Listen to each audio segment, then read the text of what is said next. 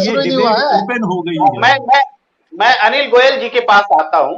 अनिल गोयल जी, क्या यह सवाल सिर्फ और सिर्फ अवैध अतिक्रमण हटाने का था? अगर ऐसा है अनिल जी, तो अवैध अतिक्रमण क्या केवल दिल्ली में जहांगीरपुर इलाके में ही है? क्या सिर्फ दिल्ली में है? क्या पूरे देश में नहीं है? क्या कारण है? एक्चुअल कारण क्या है?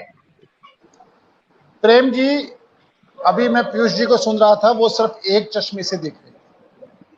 सवाल क्या है कि अतिक्रमण नहीं, अतिक्रमण कहीं भी है, हिंदुस्तान के किसी भी कोने पर है, अतिक्रमण है। और अतिक्रमण हटाना कोई गैर कानूनी नहीं। और निश्चित तौर पर जिस तरीके से चीजों को पेश की जा रही है, वहां पर अगर जहांगीरपुरी के अंदर भी अगर मुस्लिमों की दुकान टूटी तो हिंदुओं की भी दुकानें टूटी। अतिक्रमण जिसने भी करा है, चाहे वो हिंदू है, चाहे मुस्लिम है, चाहे सिख है, इस चश्मे से देख करके सांप्रदायिक माहौल खराब करा जाता है। पीयूष जी इससे पहले मेरे बड़े वरिष्ठ पत्रकार है, मैं इनका सम्मान करता हूं, लेकिन जब सिर्फ एक चश्मे से देखेंगे तो काम नहीं चलने वाला। अब आप एक बात बताएं, अभी इन्होंने एक समुदाय की बात करी, विकास दुबे जो हिस्ट्री सेटर था, क्या उसकी कोठी नहीं टूटी? क्या वो हिंदू नहीं था? क्या वो ब्राह्मण नहीं था? लेकिन हिंदू था, ब्राह्मण था, अलग बात है, वो अपराधी था, हिस्ट्री सेटर था।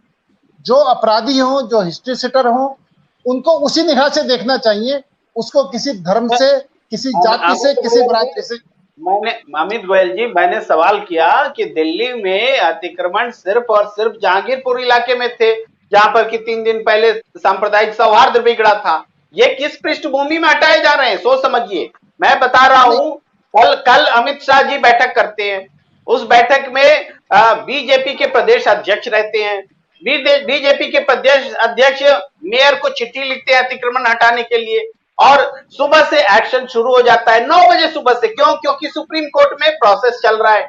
उसके बाद सुप्रीम कोर्ट का स्टे आता है, फिर अमित शाह जी के यहाँ बैठक होती है, और वहां भी बीजेपी के प्रदेश अध्यक्ष मौजूद रहते हैं, और सुप्रीम कोर्ट का अमल 2 घंटे तक रोका जाता है उनके आदेश पर। ये कोई सामान्य घटना है अनिल गोयल जी? प्रेम कुमार जी, निश्चित तौर पर सबसे पहली बात तो ये कह, नोटिस नहीं दिया, बिल्कुल एमसीडी ने नोटिस दिया था, मैं उसकी कॉपी आपके पास भिजवा दूंगा। मैं एमसीडी की नोटिस नहीं कर रहा। नहीं, दूसरी बात प्रेम कुमार जी, दूसरी बात, अभी आप सुप्रीम कोर्ट की बात कर रहे हैं। निश्चित तौर पर जिस टाइम सुप्रीम कोर्ट का ऑर्डर कमिश्नर के पास पहुंच गया, उसी टाइम कार्रवाई फौरन रोक दी गई। हम संविधान को मानने वाले लोग हैं, संविधान के खिलाफ चलने वाले लोग नहीं है। और एक तरफ आप ये देखें कि हिंदू समुदाय अपने आप ऑर्डर के बाद भी मंदिर तोड़ रहा है, पहले भी मंदिर तोड़ रहा है, अतिक्रमण हटा रहा है, उसकी शाबाशी देने की बजाय आपकी इजाजत हो तो मैं मोहम्मद रफियता साहब के पास आऊं, उंगली दिखा रहे हैं, आपसे कुछ पूछना चाहते हैं, कुछ बोलना चाहते हैं। जी अनिल गोयल जी, इजाजत है? हाँ जी हाँ, बिल्कुल। तो पीयूष जी, आप और सुरेंद्र दुबे सर मिल करके आगे बढ़ाएं। अनिल गोयल जी कुछ कहना चाहते हैं, आप उन्हें सुने और कंडक्ट करें प्लीज। कोई पीयूष जी या सुरेंद्र दुबे सर? मैं प्रेम कुमार जी, पीयूष जी, मैं एक बात कहना चाहता हूं, अवैध निर्माण की परिभाषा 2 है।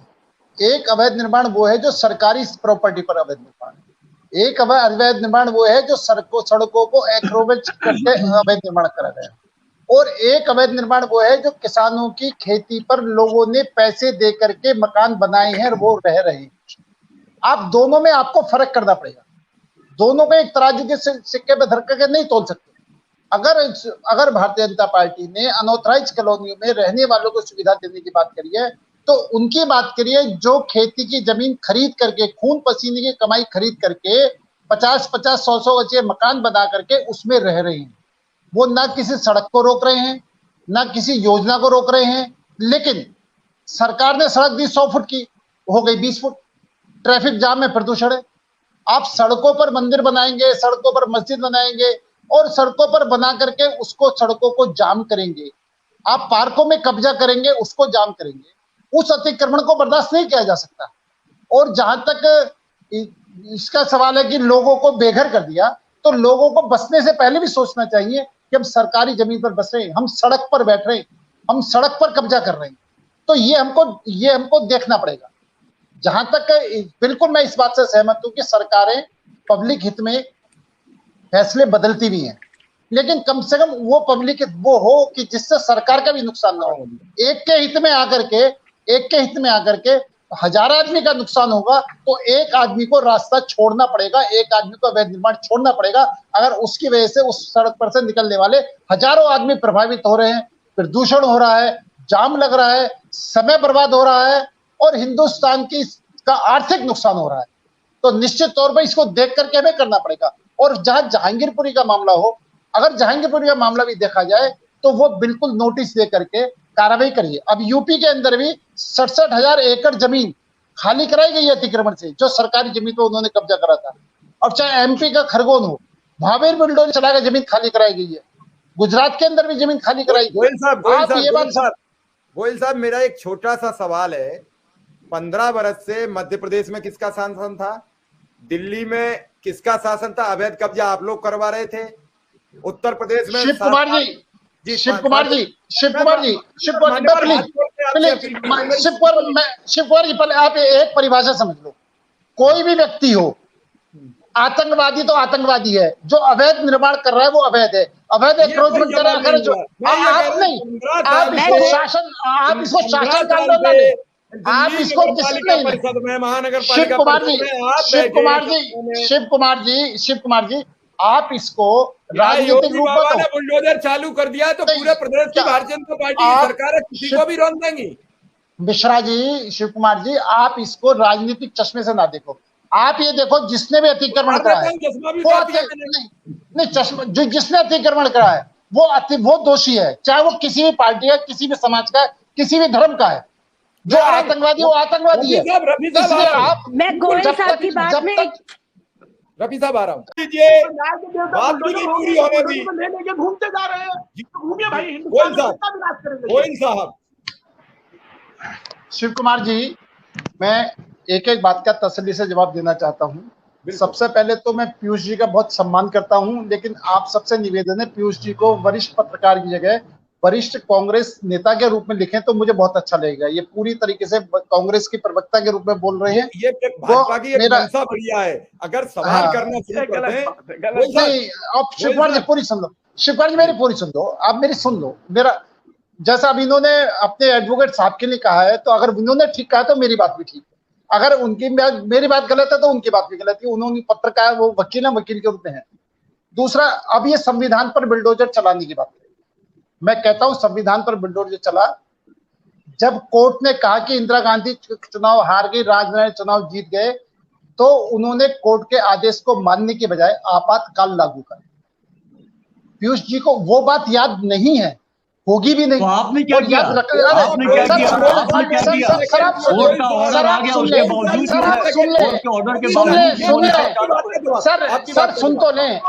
तो लो, आप मुझे जवाब दे देना।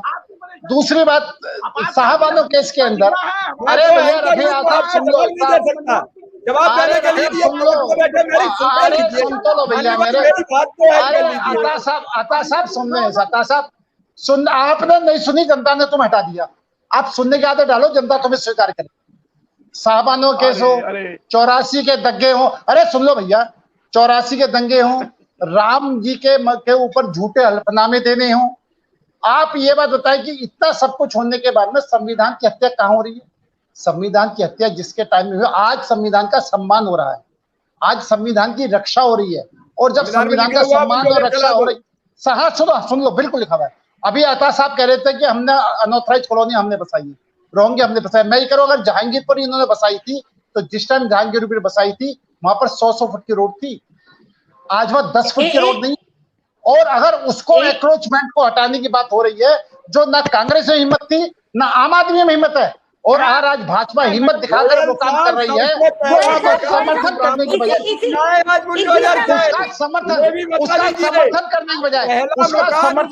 बजाय अरे प्रेमी जी सुन तो लो,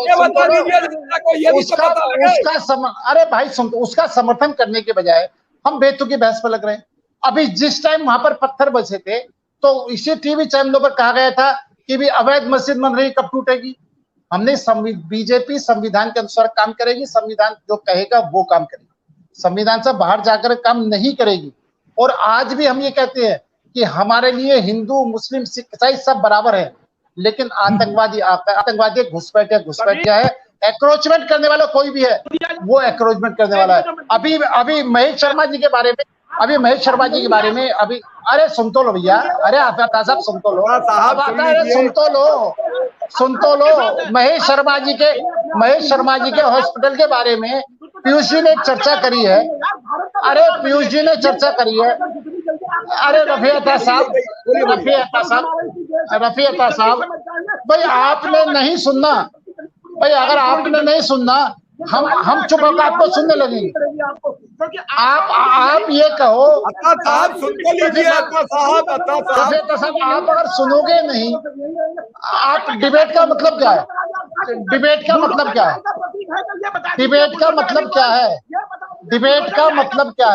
क्या तुम्हारे टाइम में बुलडोजर नहीं चले? क्या कांग्रेस के राज्य में बुलडोजर नहीं चले? बुलडोजर चल जाएगा, बुलडोजर सुन लीजिए। मैं एक सवाल पूछना चाहूंगी। मैं पूछना चाहता हूँ ओ भैया, ओ रफी अता साहब सुन लो। रफी अता साहब बुलडोजर एक मिनट सुमन जी, रफी अता साहब का जवाब। मैं बुलडोजर का बता रहा हूँ। अरे सुन लो, अरे हाँ सुनाता हूँ। बिल्डोजर है 1984 के अंदर ताजदार बाबर कांग्रेस अध्यक्ष थी।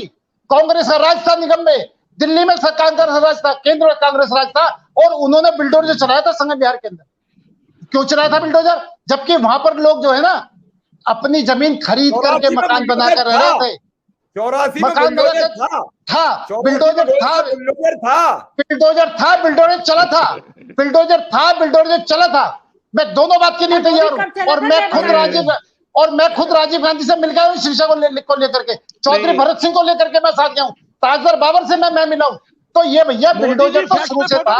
और अरे यार कैसी बात कर, आप मोदी जी कहाँ गए? मोदी आप 84 के बिल्डोजर की बात करो। आपने संगम बिहार को क्यों उजाड़ा 84 के बिल्डोजर में? ताजदार बाबर आपकी कांग्रेस के अध्यक्ष थी। प्रेम सिंह आपका यहाँ पर विकास किया। अरे तुमने उजाड़ा है,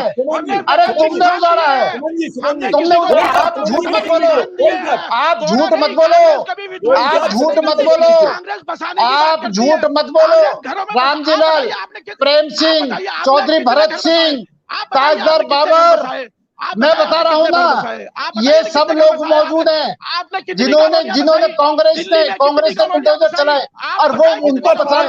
अरे उनको बात क्या हो रही है? तो क्या फायदा? देखिए प्रस्ताव लाया जाए। अनिल गोयल जी, ये प्रस्ताव लाइए, आपकी सरकार है कि ये जो जिनके पास मकान नहीं है, कम से कम 1000-1500 लोग तो इस संसद भवन के चारों ओर बस ही सकते हैं, संसद भवन में बस ही सकते हैं। करेंगे क्या उस संसद भवन का? गरीब रहेंगे, आबाद रहेंगे। प्रेम कुमार जी, गरीबों को नहीं रखना, गरीबों के लिए 5 किलो राशन दिया जा रहा। दुबे जी, मैं यही कह रहा हूँ ना कि आप वो जो गरीब सड़क पर है,